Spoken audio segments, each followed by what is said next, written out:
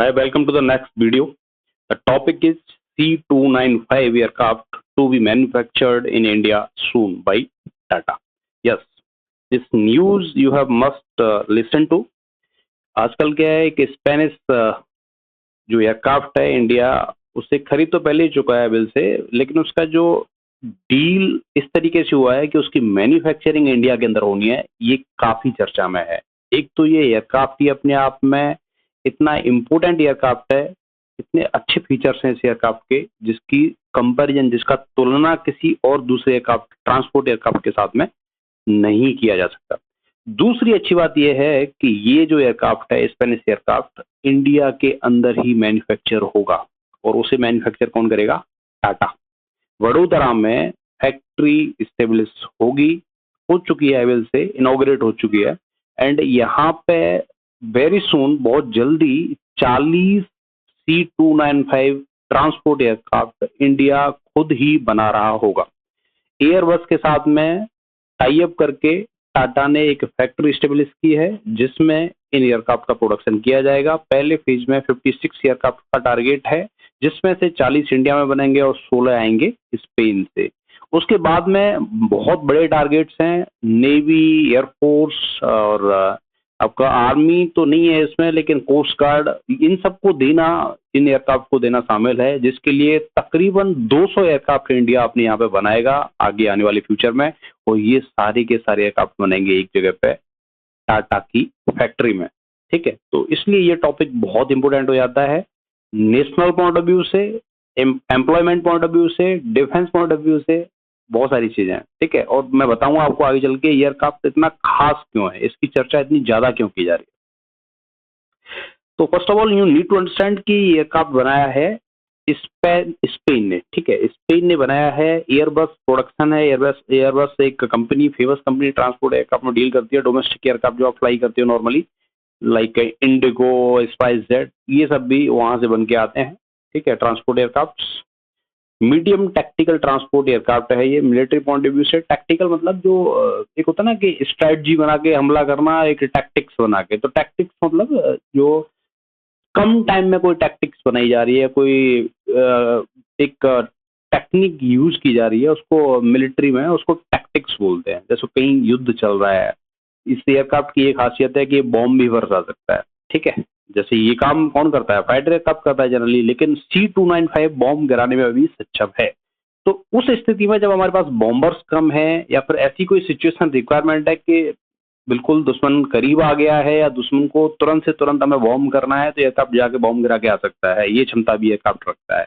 तो transport ability के साथ साथ में टैक्टिक्स एबिलिटी भी इस एयरक्राफ्ट के पास में, ये तो पहली इसका यूनिक एट्रीब्यूट है इस एयरक्राफ्ट का। ओके, तो मीडियम ट्रांसपोर्ट इसलिए बोल रहे हैं कि उसकी जो क्षमता है वजन उठाने की, वो बहुत बड़े एयरक्राफ्ट होते हैं उनके बराबर तो नहीं है, लाइक IL-76 आपने सुना होगा, लेकिन मीडियम रेंज है इसकी, और ये मीडियम कैपेसिटी ही इसको यूनिक भी बनाती है। ओके, बैकग्राउंड समझ लो। उसकी पहली फ्लाइट 28 नवंबर 97 में इसने उड़ी थी, स्पेन में बना हुआ था। इंट्रोडक्शन इसका हुआ दुनिया के सामने 2001 में। अभी तक 209 एयरक्राफ्ट बना चुकी है ये सब कंपनी। 200 एयरक्राफ्ट इन्होंने बहुत सालों में बनाए हैं, लेकिन after establishing this facility in India, Tata will manufacture more than 200 aircraft in India. और अगर सब कुछ सही चला तो इंडिया में ये एयरक्राफ्ट बन रहे होंगे और यहाँ से हम इनको एक्सपोर्ट भी कर रहे होंगे। Okay, just like BrahMos, this will happen soon. और ये पहला माइलस्टोन है एयरक्राफ्ट इंडस्ट्री में। जैसे ये फैसिलिटी स्टार्ट हो जाएगी, चीजें आगे बढ़ना स्टार्ट हो जाएंगी, तो इंडिया में इस एयरक्राफ्ट मैन्युफैक्चरिंग फैसिलिटी की वजह से प्राइवेट कंपनीज बहुत ज्यादा आगे निकल जाएंगे, मैं बता रहा हूँ। क्योंकि कोई कुछ पार्ट सप्लाई कर रहा है, कोई कुछ इक्विपमेंट सप्लाई कर रहा है इस एयरक्राफ्ट का, क्योंकि टाटा बना रहा है ऑब्वियसली, लेकिन सारी चीज तो नहीं बना रहा होगा ना, वो भी कहीं ना कहीं से प्रोक्योर करेगा। प्रोक्योर करने के लिए कहाँ से? बाहर थोड़ी ना जाएगा, बाहर से तो उसे महंगा पड़ेगा। यही आसपास में जो और ग्लोबल प्लेयर्स उभर के आ रहे हैं इंडिया में, वही इन आइटम्स को मैन्युफैक्चर कर रहे होंगे और वही टाटा को सप्लाई कर रहे होंगे, या फिर टाटा खुद मैन्युफैक्चर करेगा, उनको सप्लाई करेगा और उनको अरेंज करके फिटमेंट करके एक एयरक्राफ्ट में तब्दील करेगा। तो ऐसे करके एक हवा बनेगी यहाँ पे, एक माहौल बनेगा जिससे एयरक्राफ्ट मैन्युफैक्चरिंग फैसिलिटी स्टार्ट होगी। इंडिया डिमांड, मैंने जैसे पहले बताया, 56 एयरक्राफ्ट इंडिया ने डिमांड की है, डील की है 21,935 करोड़ रुपीज में स्पेन के साथ में, ठीक है। 56 इंजन का इसमें ट्रांसफर ऑफ टेक्नोलॉजी, मतलब कि जैसे मैन्युफैक्चरिंग फैसिलिटी टाटा में हो रही है तो ऑब्वियसली टेक्नोलॉजी ट्रांसफर हो रही है एक तरीके से, ठीक है। तो वो सब भी शामिल है। नेवी कोस्ट गार्ड के लिए भी एक आप बनेंगे। टाटा एयरबस डील जो कभी चर्चा में है वो यही है, टाटा एयरबस डील, ठीक है। रतन टाटा जी करके गए थे इस डील को, और एयरबस दोनों मिल के एयरक्राफ्ट बना रहे होंगे, लेकिन जिसमें मैक्सिमम स्टेक हुआ टाटा का। Okay, so 16 aircraft from Spain, 16 aircraft Spain से आने हैं, जिसमें पिछले साल तकरीबन एक साल पहले एक सिंगल एयरक्राफ्ट हिंडन एयरपोर्ट, आपने सुना होगा हिंडन, जहाँ एयरफोर्स का बेस भी है, वहां पे एक एयरक्राफ्ट डिलीवर कर दिया गया है। एयरफोर्स उसे उड़ा रही है काफी दिनों से। 15 और एयरक्राफ्ट आने वाले हैं स्पेन से। जो ये जो 16 एयरक्राफ्ट लिखे हुए हैं ना, ये 16 एयरक्राफ्ट वो वाले एयरक्राफ्ट हैं जो स्पेन में ही बनेंगे और उड़ने वाली हालत में उड़ के वहां से इंडिया में आएंगे। बाकी के जो 40 एयरक्राफ्ट हैं ये बनेंगे, जो बड़ोदरा के पास में जो फैक्ट्री लगी है वो यहाँ पे टाटा बना के देगी। ओके, तो ये विजन है, ये प्रोसेस है। अभी फिलहाल हमें एक एयरक्राफ्ट मिल गया है, 15 और मिल जाएंगे, उसके बाद में 40 मिल जाएंगे, और फिर नेवी कोस्ट गार्ड सब जगह के लिए जो मिलने वाले हैं वो टाटा ही मैन्युफैक्चर करके दे देगी। तो इसके फीचर्स देखो, ये ट्विन टर्बो प्रॉप है। टर्बो प्रॉप मतलब ये तो देखो जेट इंजन है, जो आप यहाँ देख रहे हो ना, ये जेट इंजन है। इसका क्या है, इसको थोड़ा हाइट चाहिए होता है उड़ने के लिए ज्यादा, और इसमें फ्यूल भी ज्यादा लगता है। बेशक ये थोड़ा सा पावरफुल ज्यादा रहता है, लेकिन इसका कॉस्ट है वो ज्यादा है। ओके, और ये वाला एयरक्राफ्ट है ना, इन इंजन वाला एयरक्राफ्ट, जो डोमेस्टिक एयरक्राफ्ट जिसमें आप बैठते होंगे, पैसेंजर कैरी करके ले जाता है, जैसे इंडिगो, स्पाइस जेट, वॉटएवर, तो वो इस टाइप के इंजन यूज करते हैं। हाइट ज्यादा रखते हैं, लोड भी बहुत ज्यादा लेके जाते हैं। लेकिन इस एयरक्राफ्ट को बोलो कि भाई तुम नीचे थोड़ा सा हाइट कम करके उड़ा लो अपनी एयरक्राफ्ट को, तो ये नहीं उड़ा पाएंगे, ठीक है। उसके लिए क्या होता है, प्रोपेलर इंजन लगता है। तो इस एयरक्राफ्ट में क्या है, प्रोपेलर इंजन लगा हुआ है। ब्लिट्स ब्लिट्स वाला इंजन आपने देखा होगा, वो लगा हुआ है। उसकी खासियत ये है कि कम फ्यूल खाता है, ओके, और हाइट कम स्पीड पे, कम से कम स्पीड पे उड़ सकता है, हाइट भी कम रख सकता है, जिसके बहुत सारे एडवांटेज है अपने आप में, ठीक है। क्यों? क्योंकि ये जो जेट इंजन वाले एयरक्राफ्ट हमारे पास बड़े बड़े कई सारे हैं, IL-76 है, C-17 आई हो, ठीक है। लेकिन टर्बो प्रॉप क्या है, AN-32 हमारा बूढ़ा हो रहा है, पुराना हो रहा है, उस फ्लीट को रिप्लेस करने के लिए हमें एयरक्राफ्ट मिल गया है। देखो, पैराट्रूपर को आपको जंप कराना है तो स्पीड आपकी कम रहेगी, हाइट नीचे रहेगी, तभी भी आप पैराट्रूपर को जंप करा सकते हो, तभी अपने कमांडो दूसरी टेरिटरी में भेज सकते हो। पहला जो एडवांटेज है वो है। आपको जंगल की आग बुझानी है तो नीचे ही उड़ेगा आपके एयरक्राफ्ट, हाइट कम होनी चाहिए, तभी तो पानी फेंक पाएगा वो, ठीक है। आपको दुश्मन की टेरिटरी में जाना है और इस एयरक्राफ्ट का इस्तेमाल करते हुए जाना है, तो ऊपर लेके जाओगे तो एयरक्राफ्ट रडार डिटेक्ट कर लेगी उस एयरक्राफ्ट को। लेकिन कम हाइट पे जाओगे, स्पीड स्लो करके जाओगे, जो कि सिर्फ टर्बो प्रॉप कर सकता है, तभी तो आप दुश्मन की रडार से बच पाओगे, ठीक है। तो ये बहुत सारे हिडन एडवांटेज है, और जो मेजर सबसे बड़ा एडवांटेज है वो भी मैं आपको बताऊंगा। पेलोड कैपेसिटी है इसकी 9 ton, 71 soldiers with their baggage it can carry easily, ठीक है। और जो सबसे बड़ा फीचर है इस एयरक्राफ्ट का, जिसकी वजह से एयरक्राफ्ट जाना जाता है और इंडिया इसको लेके आ रहा है, या बहुत सारे कंट्रीज इसको खरीद चुके हैं, वो है short take off and landing. Yes, कोई भी एयरक्राफ्ट देखो, नॉर्मल एयरक्राफ्ट है ना, उसको कम से कम 1.5 से 2 किलोमीटर का एक रनवे लगता है उड़ने के लिए, खासकर ट्रांसपोर्ट एयरक्राफ्ट जो बड़े बड़े एयरक्राफ्ट है ना, 1.5 से 2 किलोमीटर, 2 किलोमीटर एक एवरेज मान लो आप, इतना रनवे चाहिए लैंडिंग के लिए और टेक ऑफ के लिए। 2 किलोमीटर मतलब 2000 मीटर, ठीक है।